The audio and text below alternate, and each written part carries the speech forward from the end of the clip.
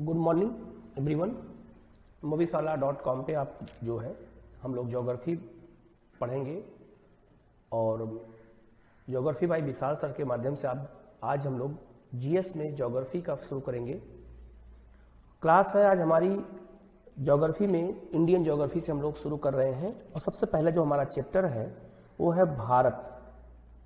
भारत के बारे में हम लोग पढ़ेंगे कि भारत में जो चट्टानें पाई जाती हैं उनकी संरचना कैसी है। तो भारत की भूगर्भिक मतलब होता है कि जमीन के अंदर की संरचना कैसी है, हमें इसके बारे में पढ़ना है आज। भूगर्भिक संरचना की अगर हम बात करें भारत में, तो भारत का जो लैंड है वो कैसे कैसे बनाया गया है, वो उसके पीछे हमें क्या क्या क्वेश्चन बनाए जा सकते हैं, यहां से हम लोग टॉपिक शुरू करेंगे। क्योंकि ये ऐसा टॉपिक होता है जो बच्चों से बहुत ज्यादा गलत होता है, क्योंकि वो इसके बेसिक चीज को समझ नहीं पाते हैं। तो हम लोग आज इसी के साथ शुरू करेंगे क्लास कि भारत की भूगर्भिक संरचना कैसी है और ये कैसे बनाई गई है।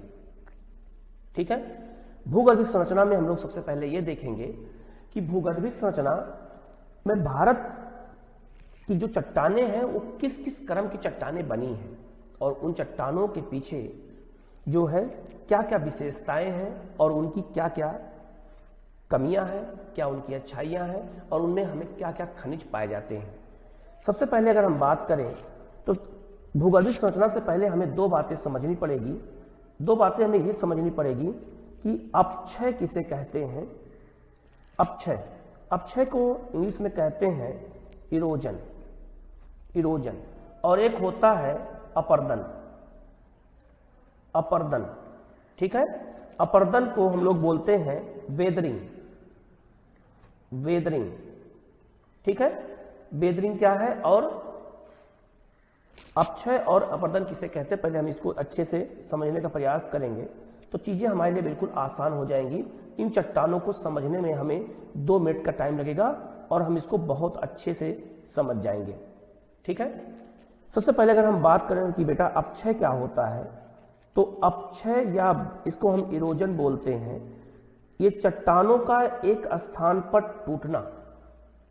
जब चट्टानें एक स्थान पर टूट जाती हैं तो उसको अपक्षय कहा जाता है। जैसे मान लीजिए ये कोई चट्टान है और ये चट्टान अपने स्थान पर टूट जाती है तो इनको हम अपक्षय बोलते हैं। अपक्षय की घटना 3 कारणों से होती है। ये भौतिक भी हो सकती है, ये रासायनिक भी हो सकती है और ये जो है आपका जैविक भी हो सकती है। तो चट्टानों का अपने स्थान पर टूट जाना, इनको हम क्या कहते हैं, इनको हम अपक्षय कहते हैं। ये 3 कारणों से अपक्षय होता है। जब चट्टानें अपने स्थान पर टूट जाती हैं, एक बात फिर से ध्यान समझना, जब चट्टानें अपने स्थान पर टूट जाती हैं तो इनको हम अपक्षय की घटना कहते हैं। लेकिन जब यही चट्टानें एक स्थान से दूसरे स्थान आने लगती हैं, और आकर के इस चट्टानों के आने के क्रम को कहा जाता है अपर्दन इसको कहते हैं, इसको वेदरिंग कहा जाता है। ठीक है, तो चट्टानों का बेटा एक बार ध्यान देना, चट्टानों का अपने स्थान पर टूटना अपक्षय, चट्टानों का एक स्थान से दूसरे स्थान आना अपर्दन। तो अपर्दन 2 घटनाओं के कारण होता है। पहला जो होती है वो होता है जल, या हम वर्षा कह सकते हैं, वर्षा के कारण ऐसा होता है। और दूसरा जो होता है ये होता है आपका पवन, जो हवाएं चलती हैं, तो हवाएं या पवन, इनके कारण भी आपका अपर्दन होता है। और चट्टानें जब एक जगह से टूट करके दूसरी जगह आती हैं तो इनको हम अपर्दन कहते हैं, और जहां आकर के वो एक के बाद एक लेयर में जमा हो जाती हैं तो इनको हम बोलते हैं निक्षेपण बोला जाता है। इसी को हम बोलते हैं आपका डिपोजिशन बोल सकते हैं। ठीक है, तो चट्टानों का जो बनना, भारत में जो चट्टानें बनी हुई हैं, इन चट्टानों के बनने के पीछे भारत में भूगर्भिक संरचना के पीछे 3 कारण सबसे इंपॉर्टेंट हैं। पहला है अपक्षय, दूसरा है अपर्दन और तीसरा है निक्षेपण। इन्हीं तीनों क्रियाओं के कारण ही जो है चट्टानें टूटती हैं और टूट करके नई चट्टानें बनती हैं और उसी से हमारे देश में कई अलग अलग चट्टानें पाई जाती हैं।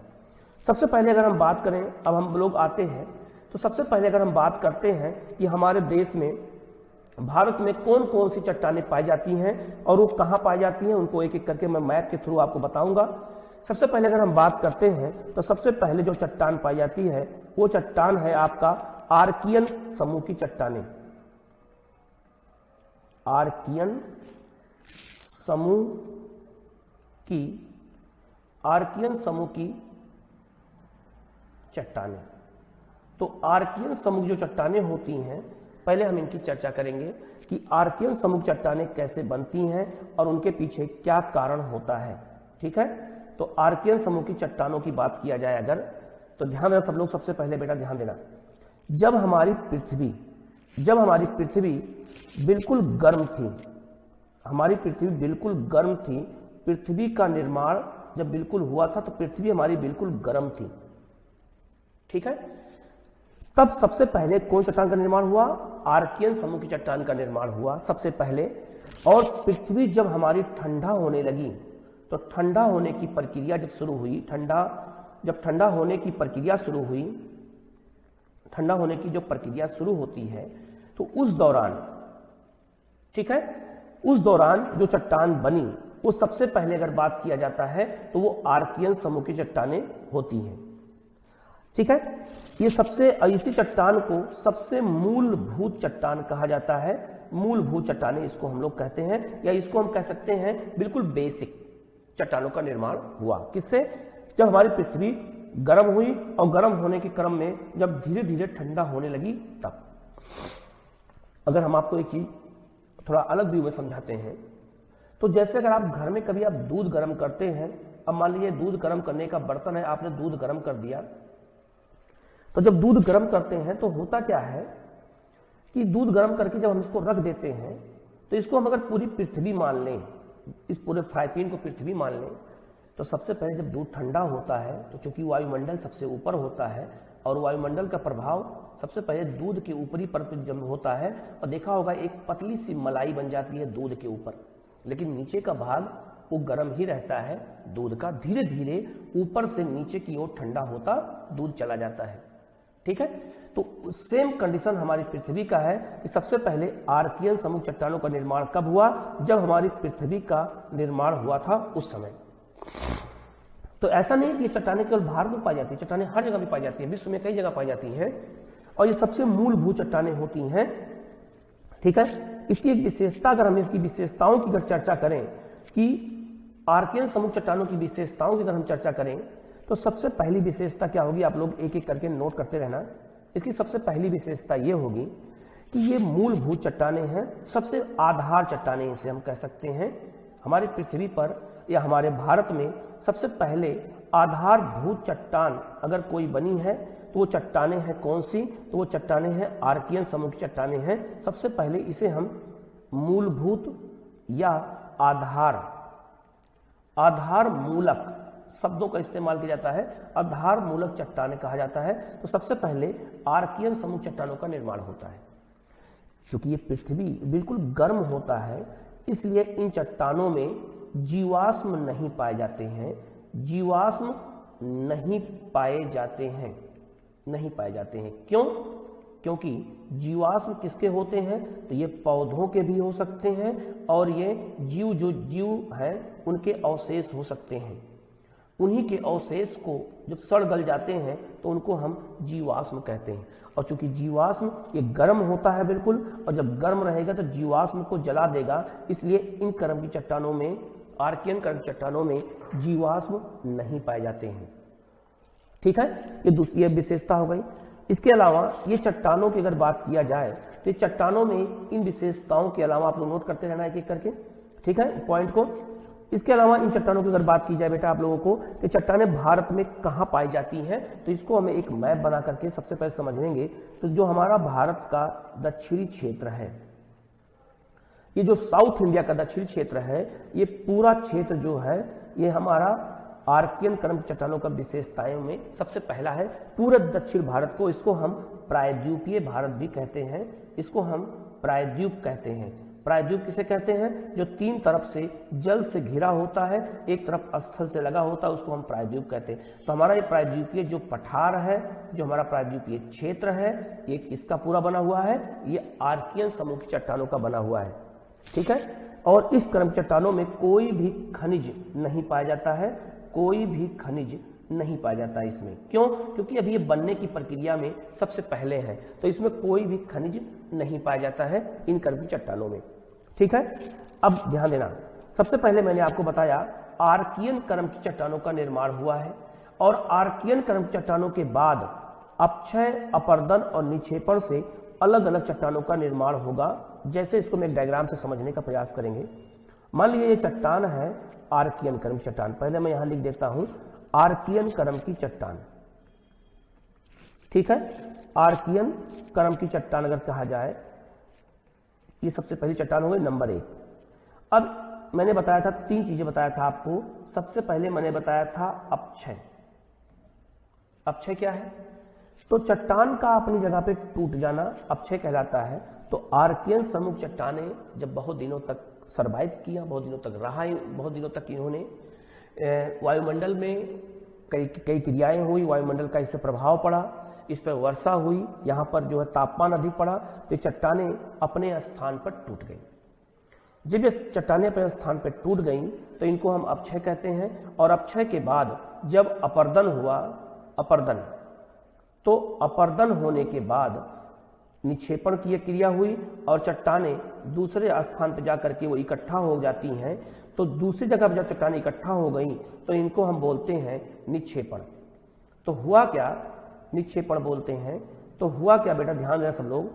तो आर्कियन समूह चट्टानों के जो टूटने, अपक्षय, अपरदन और निक्षेपण की क्रिया के बाद जो नई चट्टान बनती है, उस चट्टान को बोलते हैं धारवाड़, धारवाड़ क्रम की चट्टानें।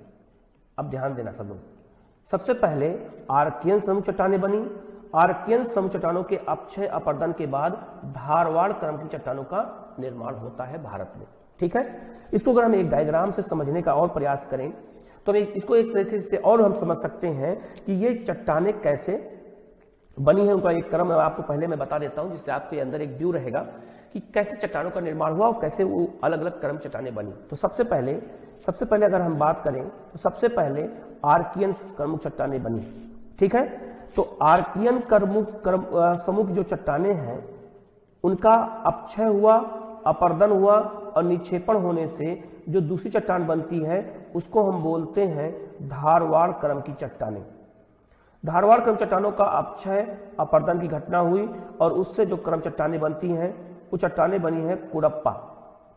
कुडप्पा क्रम की चट्टानों का निर्माण हुआ है। किससे? तो ये हुआ है धारवाड़ क्रम की चट्टानों से। फिर कुडप्पा क्रम चट्टानों का निर्माण के टूटने से की चट्टान का निर्माण हुआ है, तो ये हुआ है विंध्यन क्रम की चट्टानों का निर्माण हुआ है। विंध्यन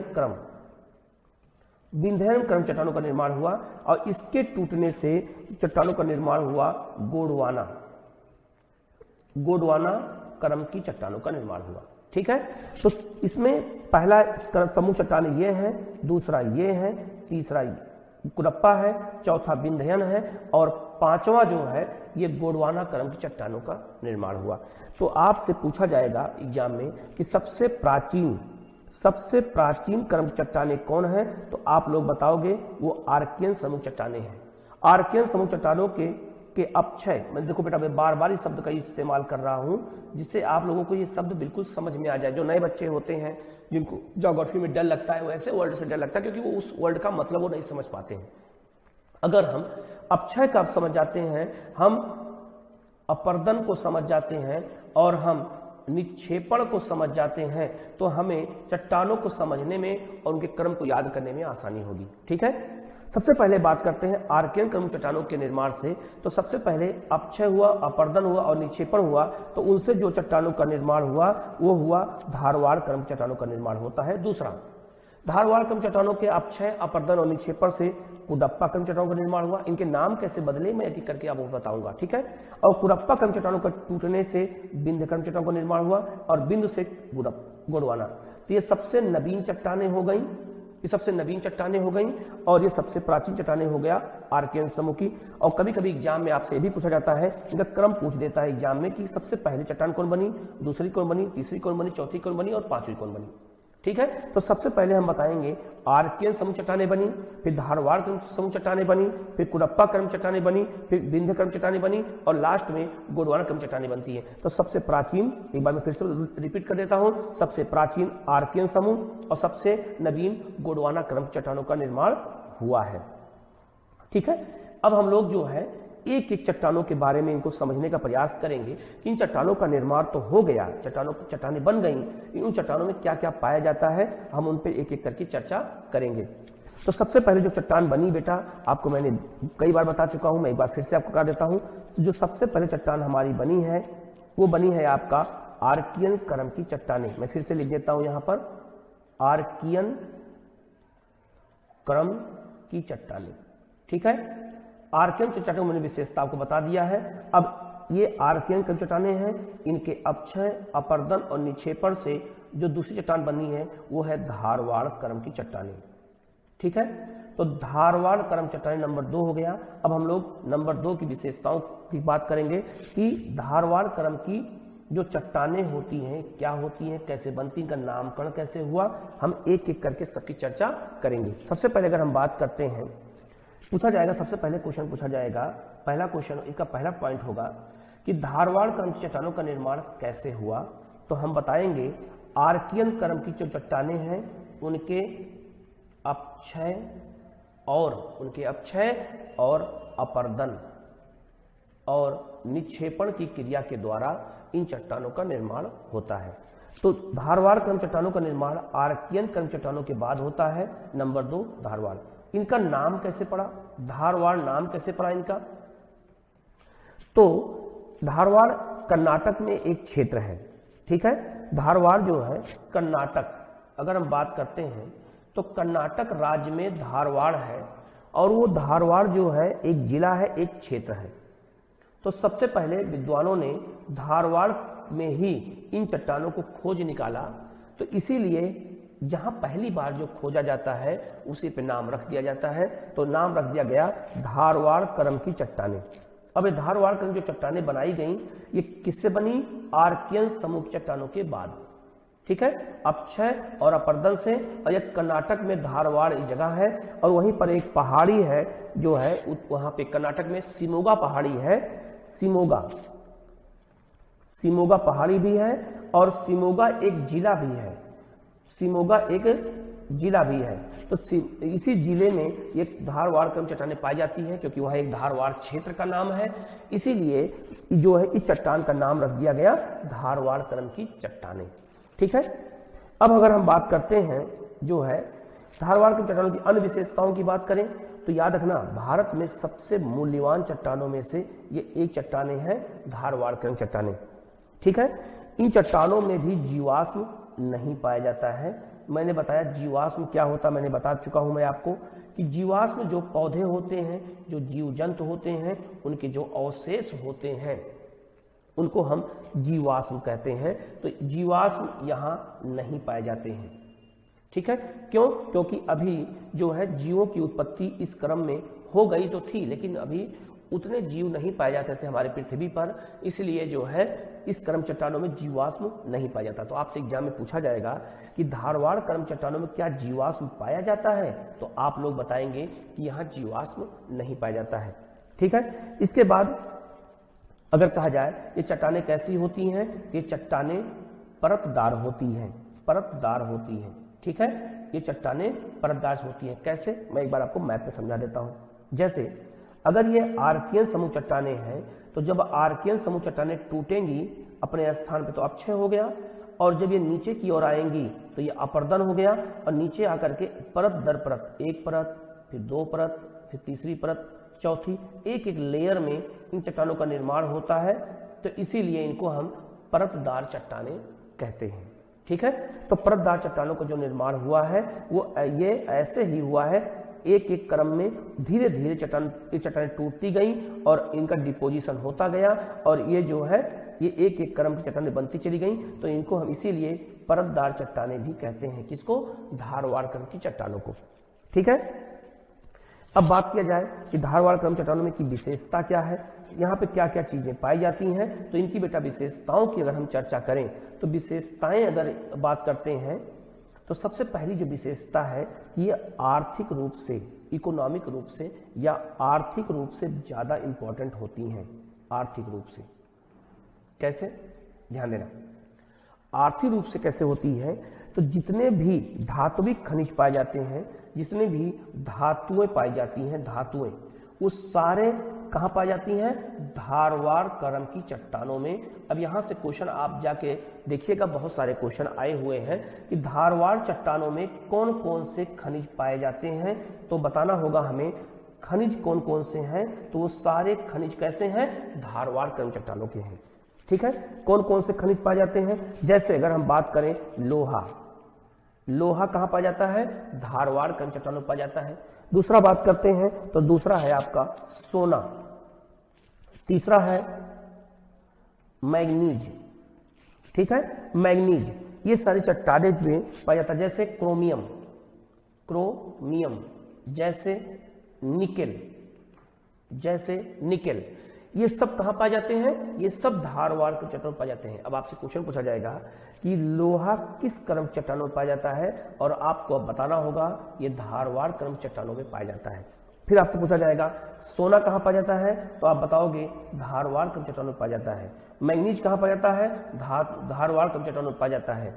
निकेल कहां पाया जाता है? धारवाड़ चट्टानों में पाया जाता है। क्रोमियम कहां पाया जाता है? धारवाड़ क्रम चट्टानों में पाया जाता है। अर्थात एक शब्द में अगर हम बात करें तो धातुएं, जितनी भी धातुएं होती हैं वो सब किस क्रम चट्टानों में पाई जाती हैं? तो सब धारवाड़ क्रम की चट्टानों में पाई जाती हैं। इसके बाद अगर हम बात करते हैं कि इस क्रम चट्टानें भारत में क्षेत्र कौन कौन सा है, मैंने विशेषता बता दिया, इनके आर्थिक विशेषताओं को मैंने चर्चा किया। अब इनके हम क्षेत्र की चर्चा करेंगे। तो क्षेत्र को हम दो तरह से समझने का प्रयास करेंगे। पहले हम इनको क्षेत्र को यहाँ पर लिख देते हैं कि कौन कौन से क्षेत्र यहाँ पर हैं। इसके बाद उसको मैं इंडिया का मैप बना करके और उसको आपको हम मैप पे दिखाएंगे, तो आप लोग मैप भी साथ साथ में बनाते चलेंगे। अब हम क्षेत्र की बात करें तो सबसे पहले राजस्थान, राजस्थान में एक पहाड़ी है, पर्वतमाला है, उसका नाम है अरावली।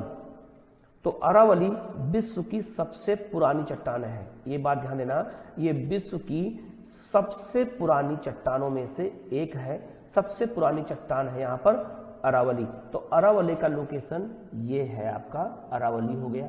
तो अरावली में अगर पूछा जाए कि अरावली में किस क्रम चट्टानें पाई जाती हैं, तो आप लोग बताओगे धारवाड़ क्रम की चट्टानें यहाँ पाई जाती हैं। तो ये बेटा बहुत ही इंपॉर्टेंट पॉइंट है, इस बात को याद रखना कि धारवाड़ चट्टानें कहाँ पाई जाती हैं। तो हम बताएंगे अरावली में पाई जाती हैं, जिसका मैंने अभी आपको मैप पे दिखा दिया है। ठीक है, ये हो गया दूसरा, ये नंबर 1 हो गया। अब नंबर 2 की बात करें तो नंबर 2 अगर बात करते हैं तो ये कर्नाटक में पाई जाती हैं, कर्नाटक पठार में। तो कर्नाटक पठार की अगर बात किया जाए तो कर्नाटक पठार में ये क्षेत्र आता है, कर्नाटक का पठार। ठीक है, अब यहां पर भी धारवाड़ क्रम चट्टानें पाई जाती है। मैंने आपको पहले ही बताया था कि यहां पर जो है धारवाड़ क्रम की चट्टानें क्यों पाई जाती है, क्योंकि यहां पर अपक्षय, अपर्दन और क्रियाकरण आर्कियन समूह चट्टानों के बाद इनका निर्माण हुआ है, और धारवाड़ इसी कर्नाटक के नाम पर रखा गया है क्योंकि यहाँ धारवाड़ पाया जाता है। अब यही कारण है कि कर्नाटक जो क्षेत्र है भारत में, कर्नाटक क्षेत्र है, यहाँ पर 3 पहाड़ियां हैं। उन पहाड़ियों की अगर हम चर्चा करते हैं कि 3 पहाड़ियां यहाँ कौन कौन सी हैं जो मुख्य रूप से हैं, तो कर्नाटक में एक पहाड़ी है शिमोगा, शिमोगा पहाड़ी है, यहाँ पर पाई जाती है। दूसरा धारवाड़ जिला है, वहां पर भी पाई जाती हैं। तीसरा कुद्रेमुख, कुद्रेमुख एक पर्वत है, वहां भी ये पाई जाती हैं। और बाबा बूदन, आप लोग इनको अच्छे से लेना, बाबा बूदन की पहाड़ी, बाबा बूदन की पहाड़ी। तो ये 4 क्षेत्र हो गए कर्नाटक में। इन चारों क्षेत्रों में भी ये क्रम चट्टानें पाई जाती हैं। कौन सी? धारवाड़ क्रम चट्टानें पाई जाती हैं। यही कारण है, मैंने अभी आपको थोड़ी देर पहले बताया कि इस चट्टानों में सोना भी पाया जाता है, इन चट्टानों में लोहा भी पाया जाता है, और इन चट्टानों में निकेल भी पाया जाता है। तो यही कारण है कि कर्नाटक पूरे भारत में प्रथम स्थान पर किसमें है? तो सोना में भी है और लोहा में भी है। तो सोना और लोहा इन दोनों के उत्पादन में कर्नाटक क्यों है? क्योंकि यहाँ धारवाड़ क्रम चट्टानों के क्षेत्र ज्यादा पाए जाते हैं। ठीक है, और यही कारण है कि सोना में और लोहे के उत्पादन में कर्नाटक पूरे भारत में नंबर 1 है। और यहाँ पर 4 क्षेत्र हैं जहां पर धारवाड़ की चट्टानें पाई जाती हैं: शिमोगा, धारवाड़, कुद्रेमुख और बाबा बुदन की पहाड़ियां। ठीक है, और इन पहाड़ियों में सोना भी पाया जाता है और लोहा भी पाया जाता है। ठीक है, तो ये हो गया विशेषताओं में। नंबर 2 क्षेत्र कौन सा हो गया? तो दूसरा क्षेत्र हो गया कर्नाटक का क्षेत्र हो गया। पहला मैंने आपको राजस्थान बताया और दूसरा मैंने आपको बताया कर्नाटक। तो ये हो गया आपका कर्नाटक में उन क्षेत्रों की मैंने चर्चा की। आप लोग अपने मैप में इसको मैप बना के बेटा ड्रॉ कर लेना आप लोग। अब तीसरा बात करता हूं, अगर तीसरे बात करें हम लोग, तो ये चट्टानें और कहां पाई जाती हैं? तो ये चट्टानें पाई जाती हैं कुछ मात्रा में गुजरात में। गुजरात में इस क्षेत्र में पाई जाती हैं, गुजरात में। इन क्षेत्रों में अगर हम बात करें गुजरात, ठीक है, तो गुजरात का जो ये सौराष्ट्र वाला इलाका है, सौराष्ट्र, इसको हम सौराष्ट्र बोलते हैं। तो यहां भी ये कर्म चट्टानें पाई जाती हैं। कौन चट्टानें पाई जाती हैं? धारवाड़ कर्म चट्टानें। ठीक है, मैंने इनकी विशेषता बता दिया और इनके एक एक काम को बता दिया, इनके क्षेत्र को बता दिया। तो आप भी इन क्षेत्रों को ऐसे ही बना लेंगे। ठीक है, इसके बाद मैंने आपको बताया था कि सबसे पहले आर्कियन कर्म चट्टानें बनी, फिर दूसरा धारवाड़ कर्म चट्टानें बनी। जैसे मैं पहले लिख देता हूं, एक बार फिर से बता देता हूं। पहली जो चट्टानें बनी बेटा वो बनी है आर्कियन कर्म चट्टानें। ठीक है, आर्कियन चट्टानें बनी। आर्कियन कर्म चट्टानों के बाद उनके टूटने से अपक्षय अपरदन की क्रिया से धारवाड़ कर्म की चट्टानें बन गई। अब इनके टूटने से जो चट्टानें बनेंगी वो चट्टानें बनेंगी कुडप्पा क्रम की चट्टान।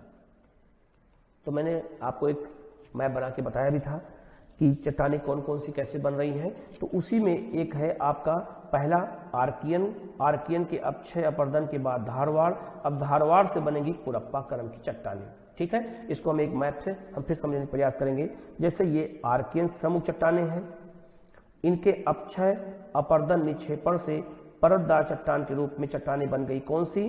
तो धारवाड़ क्रम चट्टानें बनी। अब धारवाड़ के अपक्षय अपरदन निक्षेपण चट्टानें बनेंगी। कौन चट्टानें बनेंगी? तो वो चट्टानें बनेंगी कुडप्पा क्रम चट्टानें।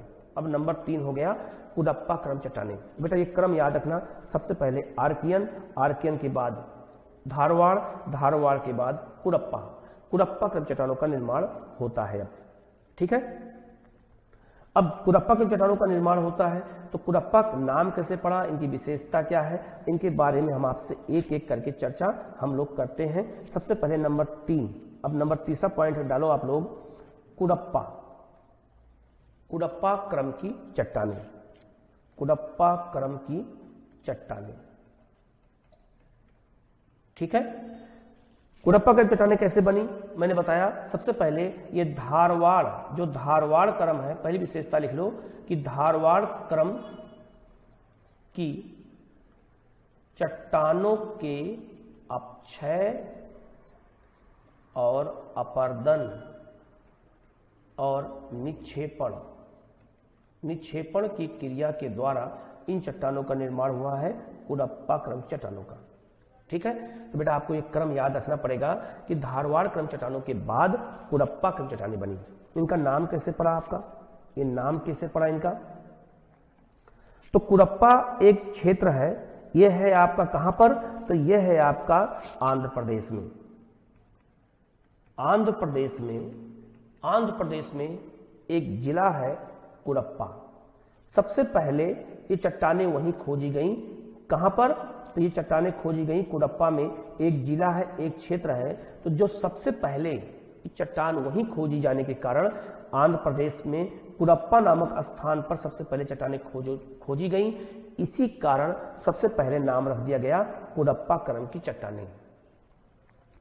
ठीक है, अब कुडप्पा क्रम चट्टानों की अगर बात किया जाए तो मैंने आपको नामकरण बता दिया और कैसे बनती हैं। धारवाड़ क्रम के बाद इनका निर्माण होता है कुडप्पा क्रम की चट्टानों का। जो है धारवाड़ क्रम चट्टानें जो बनती हैं उसको मैंने आपको बताया था आर्कियन से, और आर्कियन से बनी है ये धारवाड़ से कौन बनी, कुडप्पा। ये बेटा मैं बार बार इसलिए बोल रहा हूँ क्योंकि यहाँ पर बहुत सारे स्टूडेंट कंफ्यूज हो जाते हैं, इसलिए मैं इनको बार बार बोलना पड़ रहा है। अगर आपसे पूछा जाए कि कुडप्पा नामकरण कैसे पड़ा तो आप लोग बताओगे ये आंध्र प्रदेश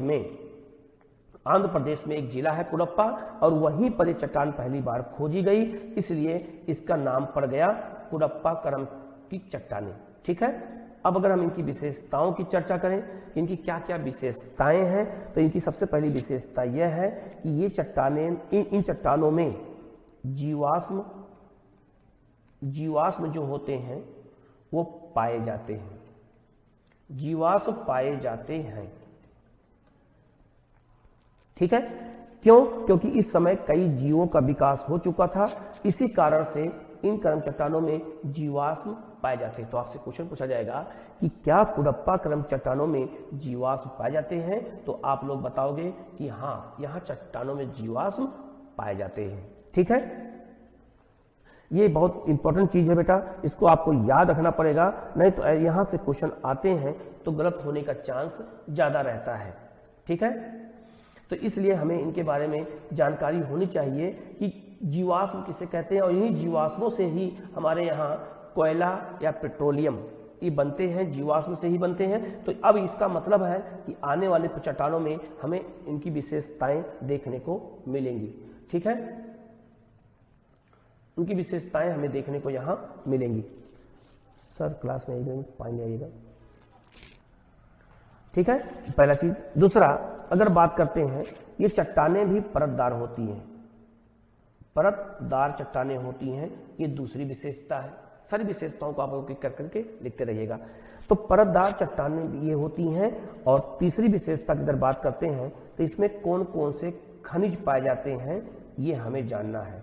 तो कौन कौन से यहाँ पे खनिज पाए जाते हैं, तो हम बताएंगे इसमें बलुआ पत्थर पाया जाता है, इसमें बलुआ पत्थर पाया जाता है।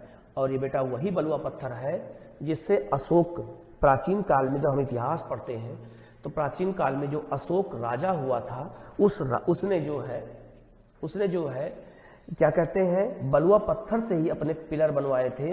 अगर आप लोग इतिहास पढ़ेंगे तो वहां आपको मिलेगा कि इस पे अशोक स्तंभ भी लगा हुआ है। ठीक है, जिसपे शेर के निशान बने थे। तो वो अशोक ने बलुआ पत्थर का ही यूज करके उन स्तंभों का निर्माण करवाया था। ठीक है, तो इसमें बलुआ पत्थर पाया जाता है। बलुआ पत्थर के बाद इसमें अगर बात करते हैं तो इन्हीं चट्टानों में चूना पत्थर भी इसी में पाया जाता है, जिससे हमारे यहाँ घरों की रंगाई होती है। ठीक है, और जो है चूने का यूज कई जगह पे किया जाता है। जैसे चीनी उद्योग में चीनी जो बनती है उसको साफ करने में चूने का इस्तेमाल किया जाता है। इसके अलावा चूने का यूज होता है सीमेंट के उत्पादन में। ठीक है, तो चूना भी किस चट्टान में पाया जाता है, तो हम बताएंगे कुडप्पा क्रम की चट्टानों में पाया जाता है।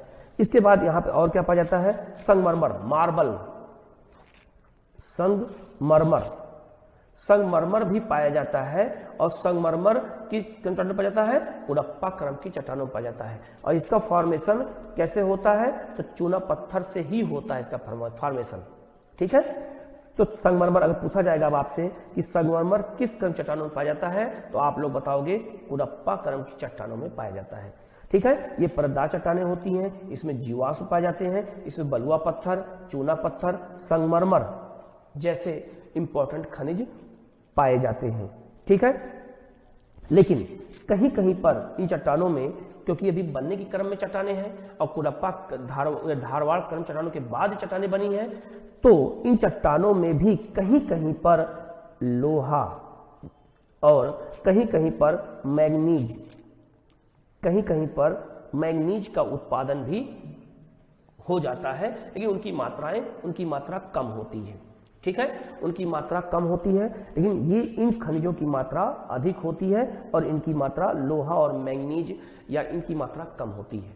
ठीक है, अब हम बात कर लेते हैं इनके विस्तार की। तो इनका विस्तार कहां से कहां पाया जाता है, गिलास दे दो,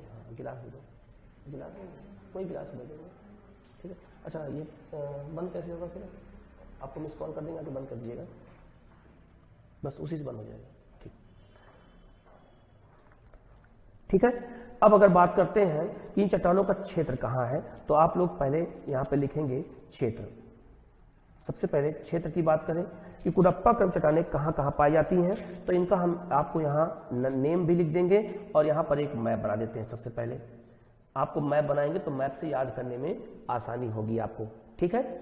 तो कुडप्पा क्रम चट्टानें मैंने बताया था आपको। सबसे पहले अगर हम बात करें तो सबसे पहले आंध्र प्रदेश, आप लोग स्टेट के वाइज लिखना तो आपको समझने में आसानी होगी, ठीक है। तो सबसे पहले आंध्र प्रदेश।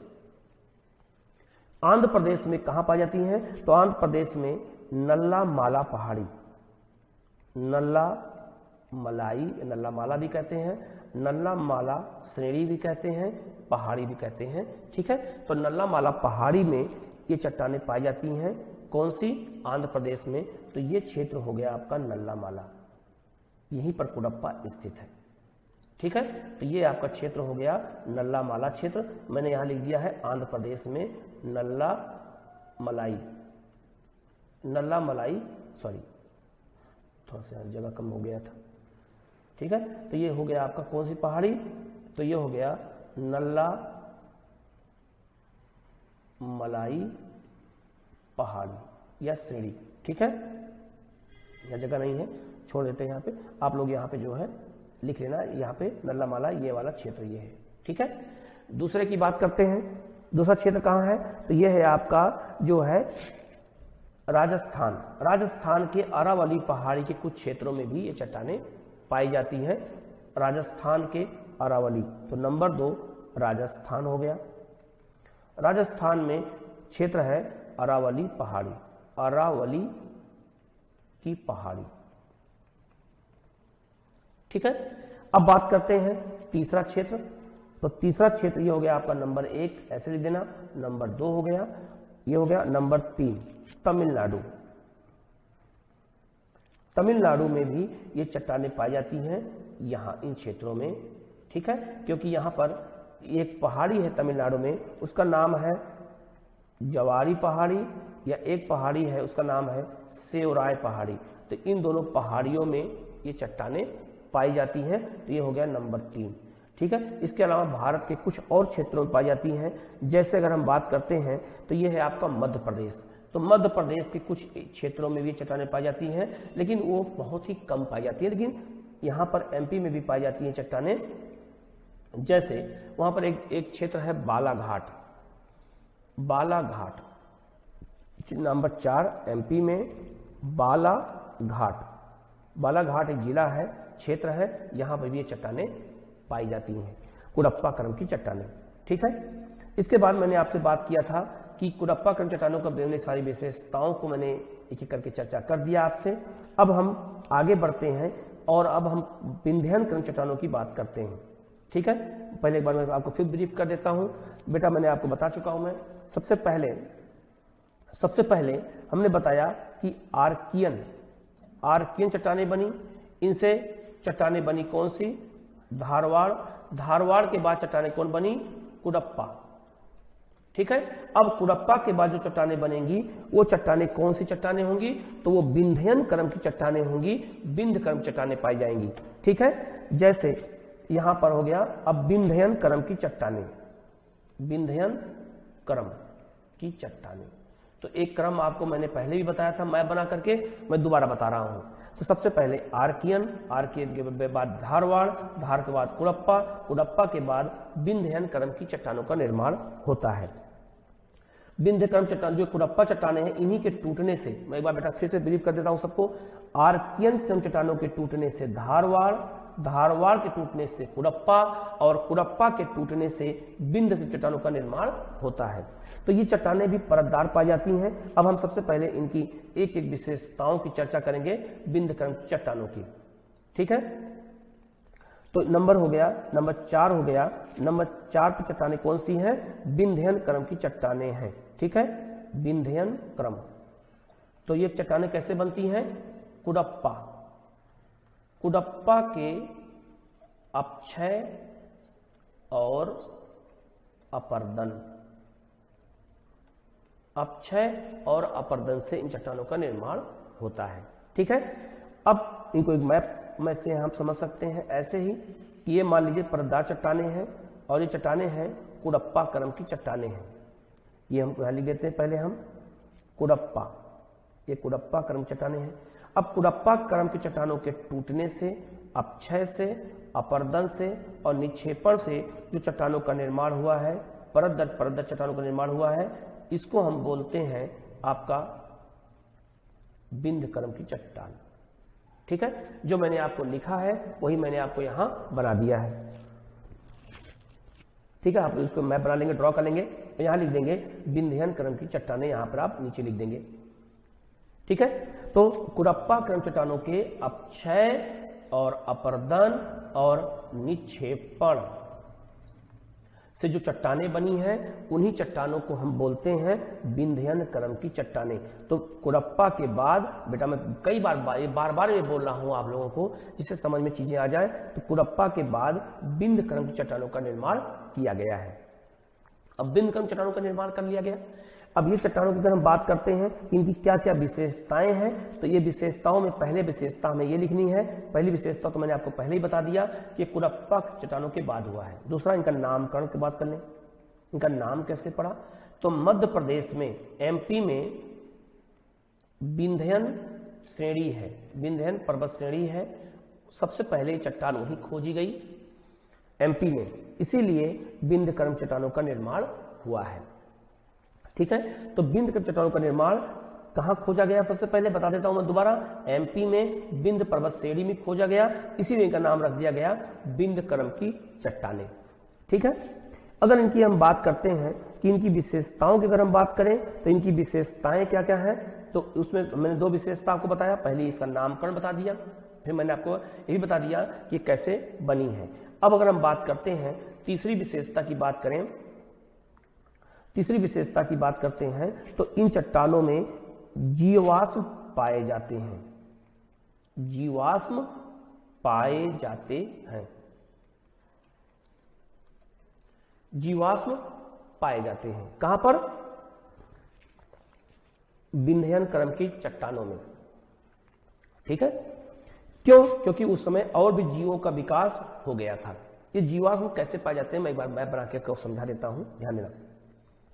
मान लीजिए ये कुडप्पा की चट्टानें हैं और अब कुडप्पा की चट्टानें जब टूटती हैं, इनका अपक्षय होता है और जब इनका अपर्दन होता है तो सबसे पहली बार एक परत बन जाती है, आके यहां निक्षेपण हो गया। अब इनके ऊपर क्या होता है, कई तरह के पेड़ पौधे जन्म ले लेते हैं, कई हजारों वर्षों में पेड़ पौधे जन्म ले लिए, कई जीव जंतु भी पाए गए यहां पर। अब क्या होता है, कुछ समय के बाद फिर दोबारा चट्टानें जब टूटती हैं तो इनके ऊपर दूसरी परत जमा हो जाती है, ये दूसरी परत जमा हो गई। फिर कुछ समय के बाद इसके ऊपर फिर जीव आ जाते हैं, जीव जंतु और पेड़ पौधे आ जाते हैं।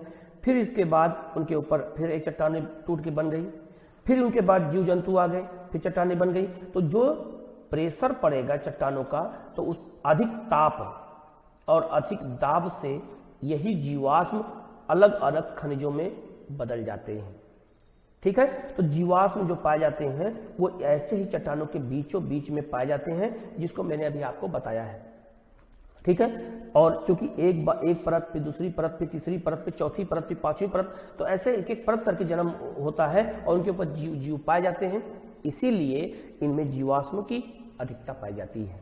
ठीक है, अब अगली विशेषताओं की बात करें, आप लोग ये मैप बना लिया होगा आप लोगों ने।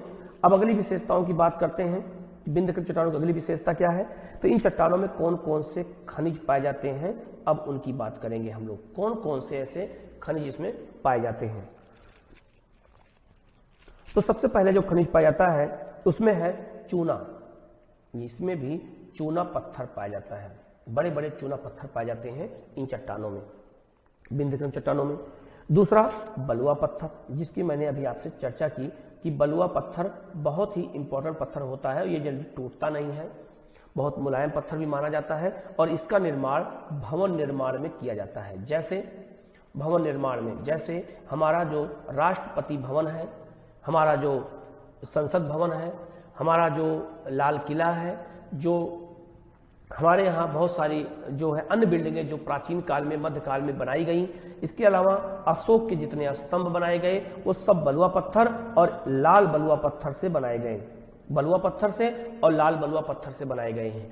तो भवन निर्माण करने के लिए ये चट्टानें आज हमारे लिए बहुत ही इंपॉर्टेंट रखती हैं, बलुआ पत्थर। ठीक है, ये पाए गए हैं। इसके बाद चीनी मिट्टी, आप लोग देखा होगा, नाम गांव में सुनते होंगे कि चीनी मिट्टी का बर्तन पाया आता है। तो चीनी मिट्टी एक ऐसी मिट्टी होती है, उसमें थोड़ा बहुत लोहे की मात्रा ज्यादा होती है और वो किले टाइप की मिट्टी होती है, जिससे उसमें जमीन के अंदर पाई जाती है और उससे कई धातुएं बनती है, जैसे धातुएं बनती हैं। इसके अलावा बर्तन बनते हैं इससे, जैसे आप लोगों के घरों में जो कढ़ाइयाँ आती हैं, वो जो जिसमें आप लोग पूरी खाते हैं आप लोग, तो चीनी मिट्टी के बर्तन में ही चीनी की मिट्टी के बर्तन में ही वो पूड़ियाँ बनाई जाती हैं, इसीलिए वो पूड़ियाँ बिल्कुल लाल दिखती हैं एकदम। ठीक है, तो चीनी मिट्टी भी किस क्रम चट्टानों में पाया जाता है बेटा? तो आप लोग बताओगे बिंद क्रम चट्टानों में पाया जाता है। क्यों मैं इतने डीपली मैं आप लोगों को क्यों बता रहा हूं? क्योंकि आजकल यूपीएससी या अन्य पीसीएस एग्जामों में क्वेश्चन के फॉर्मेशन आजकल थोड़ा टिपिकली बनने लगे हैं, जहां आपका ध्यान नहीं जाता है वहां से क्वेश्चन बना देते हैं। ऐसे क्वेश्चन कभी कभी पूछ देते हैं कि लगता है कि आप ये तो मुझे पता था लेकिन आज मैं गलत हो गया मेरा। क्यों? क्योंकि आप लोग बार बार रिविजन नहीं करते हैं। ठीक है, तो ये सब आपको करना पड़ेगा। ठीक है, तो याद रखना, इनमें चूना पत्थर, लाल बलुआ पत्थर और चीनी मिट्टी, ये सारे खनिज, इनको हम खनिज मानते हैं, ये सारे खनिज पाए जाते हैं। इसके अलावा और क्या पाया जाता है? तो हीरा पाया जाता है। हीरा, जो हीरा होता है, हीरे का उत्पादन भी कहाँ होता है? तो ये होता है आपका विंध्यन कर्म चट्टानों में। वहां आप इसको इंपॉर्टेंट में लिख देना, जहां पर आप नोट बनाना वहां इंपॉर्टेंट लिख देना कि हीरा पूछा जाएगा आपसे कि हीरा भारत में किस कर्म चट्टानों में पाया जाता है? तो आप लोग बताना विंध्यन कर्म की चट्टानों में ये पाया जाता है। ठीक है, इसके अलावा अब हम अगर बात करते हैं क्षेत्र, अगर हम क्षेत्र की बात करें तो मैंने बताया कि हर बार हम आपको मैप बना के इस चीजों को बताएंगे कि वो मैप में कैसे आपको उनको बनाना है, कैसे उनको टिकल करना है, कि जिससे आपको वो क्वेश्चन आसानी से हो सके। ठीक है, अगर हम विस्तार की बात करें या इनके क्षेत्र की बात करें तो हम एक तरफ इनके क्षेत्र को लिखेंगे भी और एक तरफ हम मैप भी बना देंगे, तो आप मैप में भी इसको ड्रॉ कर लेना। ठीक है, सबसे पहला है सोन नदी घाटी। सोन नदी घाटी ये कहां पड़ती है? एमपी में और बिहार में। ठीक है, तो ये सोन नदी घाटी का क्षेत्र हो गया और इन क्षेत्रों में भी ये चट्टानें पाई जाती हैं। नंबर 1 ये हो गया। ठीक है, नंबर 2 आंध्र प्रदेश में गोदावरी नदी घाटी। नंबर 2 एमपी में आंध्र प्रदेश में गोदावरी नदी घाटी। ठीक है, यहां भी ये चट्टानें पाई जाती हैं। नंबर 2 हो गया। ठीक है, नंबर 3 जो है यहां पर कर्नाटक में भीमा नदी घाटी। भीम नदी एक है, भीमा नदी। ठीक है, तो भीमा नदी हो गया। तो भीमा नदी घाटी में भी नंबर 3 ये पाई जाती हैं। ठीक है, चौथा ये है राजस्थान। राजस्थान में चित्तौड़गढ़। राजस्थान में नंबर 4 बात करें तो राजस्थान है और वहां पर है चित्तौड़गढ़। राजस्थान में चित्तौड़गढ़। ठीक है, यहां पर भी ये चट्टानें ये पाई जाती है, बिंद क्रम चट्टानें। 5वां है मध्य प्रदेश में विंध्य पर्वत श्रेणी। एमपी में ये नंबर 5 बात करें तो एमपी में विंध्यन जो पर्वत है यहां भी चट्टानें पाई जाती हैं। नंबर 5। ठीक है, इसके अलावा ये मालवा के क्षेत्र पाई जाती है। ये मालवा का पठार है और मालवा के पठार में भी ये चट्टानें पाई जाती हैं। ठीक है, मालवा के पठार में। ठीक है, नंबर 6 हो गया मालवा का पठार। ठीक है, और अगर हम बात करें कि जो हीरा पाया जाता है यहाँ पर तो 2 जगह पाया जाता है हीरा। बिंद, यहाँ जो ये भीमा लिखा है ना आपने, भीमा, यहीं पर एक खान है उसका नाम है गोंडवाना। गोंडवाना या हम गोलकुंडा की खान कह सकते हैं, गोलकुंडा। तो गोलकुंडा की खान में हीरा पाया जाता है और वो कोहिनूर हीरा यहीं से निकाला गया था जो आज महारानी विक्टोरिया के ताज में लगा हुआ है। ठीक है, तो ये गोलकुंडा की खान से ही निकाला गया था। इसके अलावा मध्य प्रदेश में एक जगह पे है पन्ना। मध्य प्रदेश में जगह पन्ना है, तो पन्ना में भी हीरे की खान पाई गई है मध्य प्रदेश में। तो वो कहाँ पाया गया है, तो आप हम बताएंगे कि ये चट्टानें कौन सी हैं। तो ये विंध्यकर्म की चट्टानें हैं जहाँ पर ये पाया गया है। इसके अलावा हम बात करते हैं, अब हम अगली चट्टानों की बात करेंगे, और वो चट्टान है आपका कौन सी, गोंडवाना क्रम की चट्टान। ठीक है, अब आते हैं नंबर 6 पर नंबर 5 पर गोंडवाना क्रम की चट्टानों की। ठीक है, तो गोंडवाना क्रम की चट्टानें कैसे बनती हैं, हम इनकी पहले चर्चा कर दें। गोंडवाना क्रम की चट्टानें, ठीक है, तो पहली विशेषता क्या होगी, नंबर 1 पहली विशेषता कि ये जो है विंध्यन क्रम की चट्टानों से बनी हुई हैं। विंध्यन क्रम की चट्टानों से ये बनी हुई है। कैसे, मान लीजिए विंध्यन क्रम चट्टानें हैं, आप इनको पहले लिख देना, ये बिल्कुल परतदार चट्टानें हैं, विंध्यन क्रम चट्टानें। अब इन्हीं की चट्टानों के टूटने से, अपक्षय से, अपर्दन से और निक्षेपण से एक एक करके जो चट्टानें बनी हैं वो आपकी चट्टानें हैं कौन सी, तो वो चट्टानें हैं गोंडवाना क्रम की चट्टानें। ठीक है, अब ये बन गई गोंडवाना क्रम की चट्टानें। तो पहला फॉर्मेशन हो गया विंध्य, और दूसरा फॉर्मेशन कौन सा हो गया, गोंडवाना क्रम की चट्टानों का निर्माण। तो पहला क्वेश्चन पूछा जाएगा आपसे कि गोंडवाना क्रम चट्टानों का निर्माण कैसे हुआ है, तो आप बताओगे विंध्यन क्रम की चट्टानों के अपक्षय, अपर्दन और निक्षेपण से जो है ये चट्टानों का निर्माण हुआ है विंध्यन, ये गोंडवाना। तो आपका ये गोंडवाना क्रम चट्टानें हो गया और ये विंध्य क्रम की चट्टानें हो गया। ठीक है, अब अगर हम बात करते हैं इन चट्टानों के बाद विशेषताओं में, अगली विशेषता की बात करते हैं, तो मैंने अभी बताया आप लोगों को कि इन चट्टानों में जीवाश्म पाए जाते हैं, जीवाश्म पाए जाते हैं। ठीक है, ये मैंने आपको बताया। जीवाश्म कैसे पाए जाते हैं, मैंने आपको भी बताया था कि अगर ये दो चट्टानें हैं और ये जब चट्टानें टूटती हैं तो उनके नीचे जो जीव पाए जाते हैं वो दब जाते हैं, एक के बाद दूसरे के बाद तीसरे के बाद लेयर में दबते रहते हैं और उससे जो है चट्टानों का निर्माण होता रहता है। ठीक है, तो इसीलिए इन चट्टानों में जीवाश्म पाए जाते हैं और जीवाश्म से दो चीजें बनती हैं खनिज के रूप में। पहला होता है कोयला, पहला है कोयला और दूसरा है पेट्रोलियम, कोयला और पेट्रोलियम। ठीक है, इसके अलावा प्राकृतिक गैस। तो जीवाश्म से क्या बनता है, कोयला भी बनता है, पेट्रोलियम और प्राकृतिक गैस भी बनती है। ठीक है, इसलिए गोंडवाना क्रम चट्टानों में सबसे बड़ी विशेषता क्या है, कोयले का उत्पादन और पेट्रोलियम का उत्पादन। तो आपसे पूछा जाएगा कि कोयला और पेट्रोलियम किस क्रम चट्टानों में पाया जाता है, तो हम बताएंगे गोंडवाना क्रम की चट्टानों में पाया जाता है और ये सबसे नवीन चट्टानें हैं भारत की। अगर आर्कियन चट्टानें सबसे प्राचीन है तो सबसे नवीन चट्टानें कौन सी हैं, तो वो गोंडवाना क्रम की चट्टानें होती हैं। ठीक है, अब अगर हम बात करते हैं इन चट्टानों की विशेषताओं की बात करते हैं आगे और अन्य विशेषताओं की बात करते हैं, तो मैंने बताया कि इसमें जीवाश्म पाया जाता है। यही कारण है कि इसमें जो है ऐसे ऐसे खनिज पाए जाते हैं जैसे 90% कोयला। अब एग्जाम में आपसे पूछा जाएगा कि भारत में सबसे अधिक कोयला किस क्रम चट्टानों में पाया जाता है, तो आप बताओगे गोंडवाना क्रम की चट्टानों में पाया जाता है। ठीक है, 90% कोयला पाया जाता है किस क्रम चट्टानों में, तो ये गोंडवाना क्रम चट्टानों में। दूसरा, पेट्रोलियम का उत्पादन। तो पेट्रोलियम जो पाया जाता है वो भी किस क्रम चट्टानों में पाया जाता है, गोंडवाना क्रम की चट्टानों में पाया जाता है। इसके अलावा बलुआ पत्थर, ठीक है, इसके अलावा बलुआ पत्थर भी इसी क्रम चट्टानों में पाया जाता है।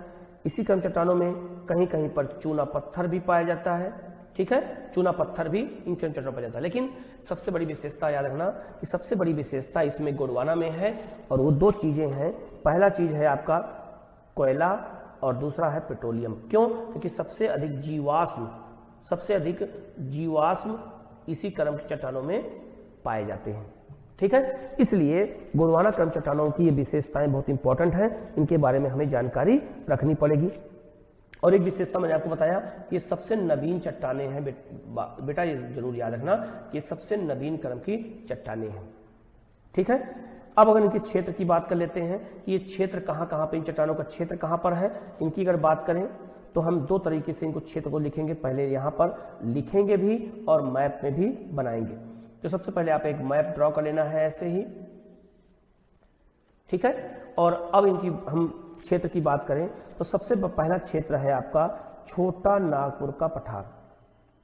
छोटा नागपुर का पठार, छोटा नागपुर का पठार कहां पर है? यह है झारखंड में है, यह है झारखंड में, ठीक है। और लोकेशन इसकी ये है इसका लोकेशन।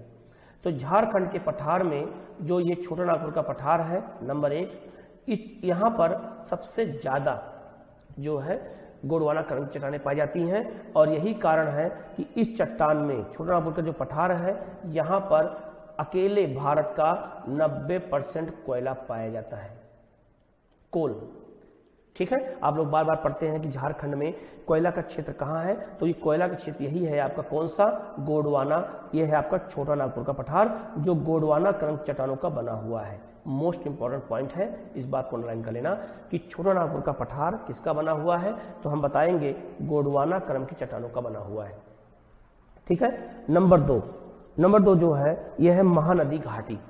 तो जो ये महानदी है ये है महानदी घाटी है, ठीक है। महानदी घाटी ये वाला क्षेत्र है।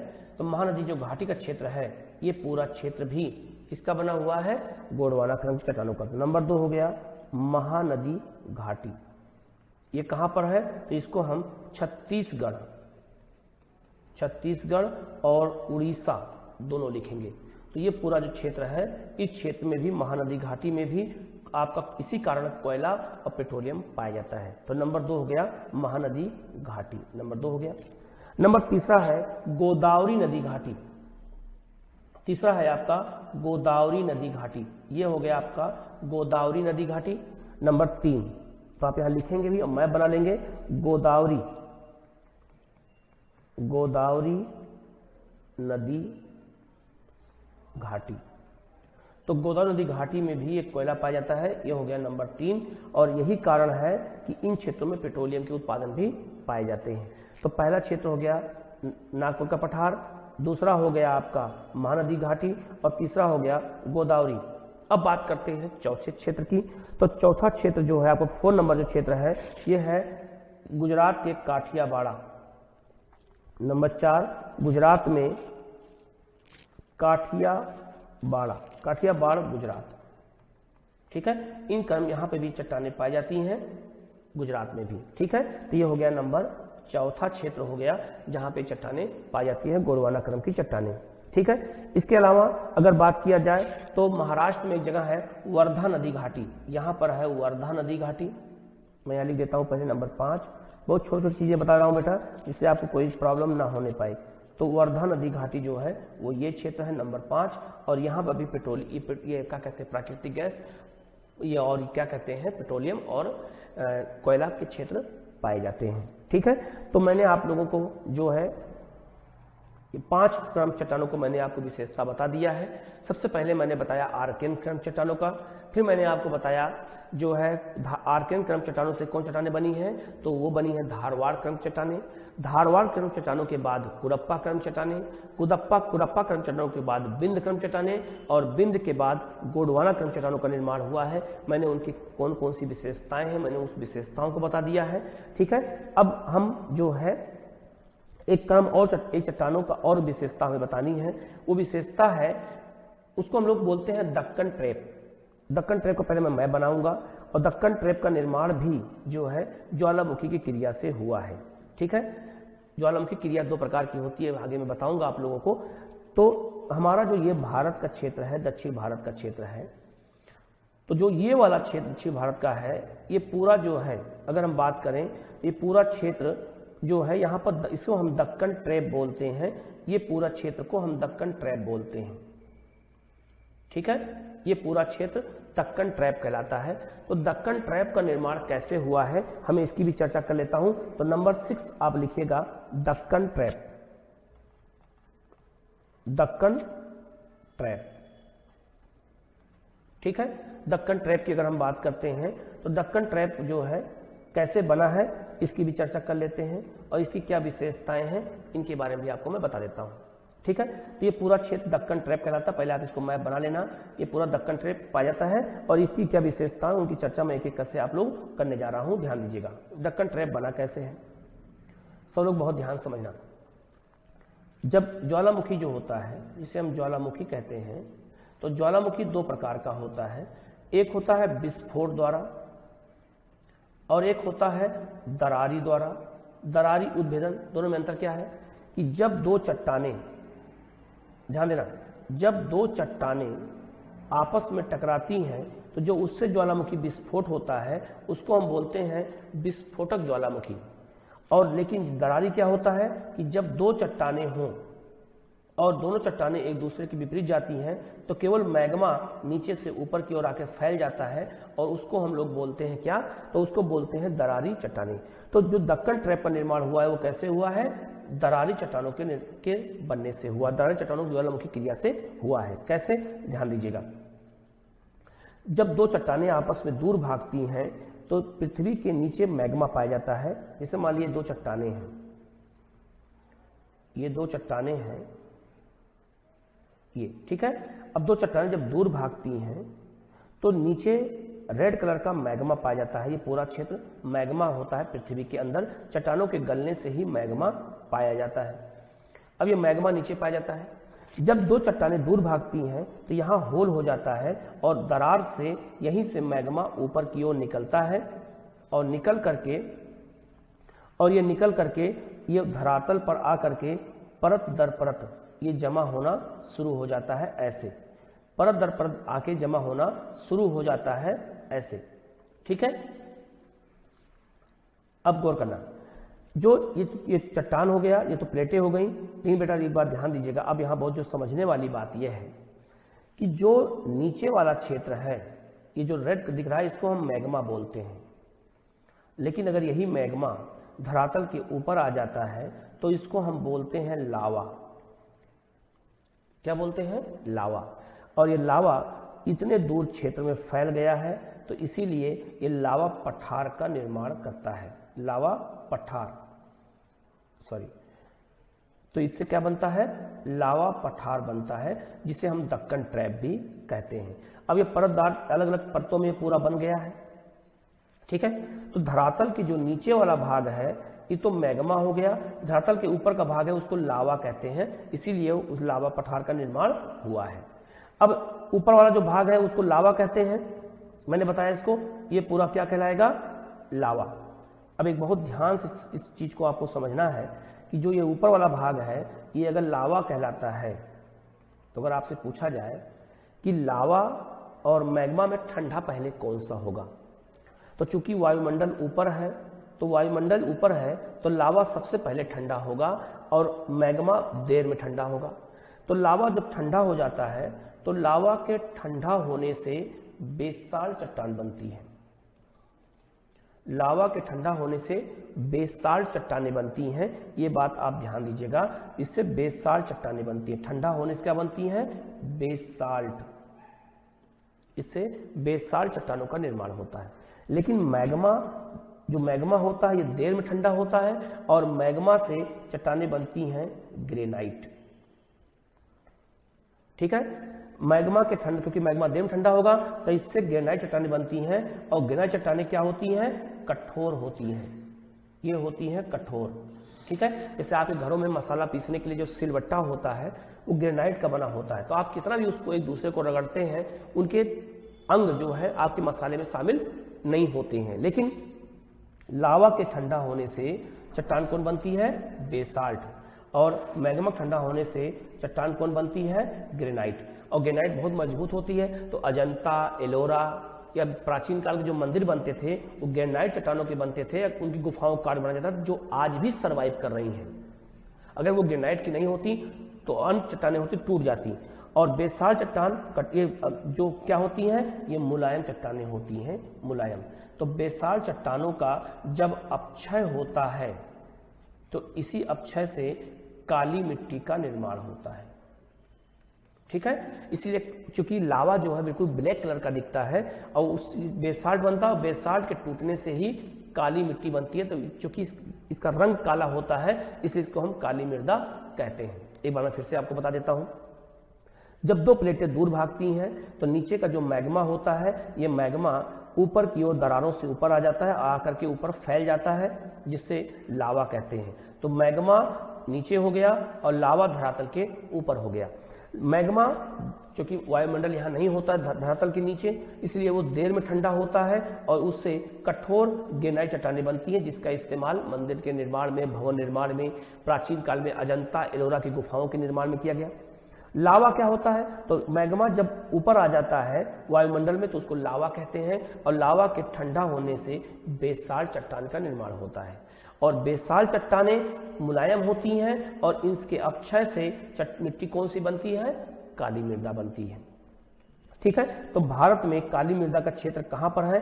तो काली मृदा का अगर क्षेत्र की बात किया जाए तो आपका जो दक्कन ट्रैप है यही काली मृदा का क्षेत्र माना जाता है। जैसे ये मैं आपको मैप पे समझाने का प्रयास कर रहा हूं, आप देखिएगा जो ये पूरा क्षेत्र है ये आपका है दक्कन ट्रैप। अब दक्कन ट्रैप ये पूरा है और इसी क्षेत्र में काली मृदा पाई जाती है और यहीं पर दरारी उद्भेदन से, इसीलिए इसको हम दक्कन ट्रैप या इसको हम पठार बोलते हैं, याद रखना। ठीक है, और यहाँ पर मिट्टी कौन सी पाई जाती है? तो काली मृदा पाई जाती है और यहाँ पर कपास का उत्पादन ज्यादा होता है, इसीलिए इसको कपासी मृदा भी कहा जाता है। ठीक है, तो मैंने आपको दक्कन ट्रैप के बारे में भी बता दिया, दक्कन ट्रैप कैसे बना है, उसकी विशेषताएं क्या है मैंने बता दिया है। इनमें क्योंकि काली मिट्टी है तो यहाँ पे कपास की खेती ज्यादा होती है, इसमें खनिज की मात्रा कम पाई जाती है। ठीक है, तो ऊपर ये और ये काली मिट्टी निर्माण कैसे हुआ है? तो मैंने बताया बेसाल्ट से हुआ है। और बेसाल्ट कैसे बना है? लावा से बना है। ठीक है, तो मैंने सारा आपको फॉर्मेशन बता दिया है, कैसे बना है कि मिट्टी का निर्माण कैसे हुआ। ठीक है, तो मैंने आप लोगों को आज के चैप्टर में भारत का भूगर्भिक संरचना बताई, जिनमें सबसे पहले मैंने आपको आर्कियन क्रम चट्टानें बताया।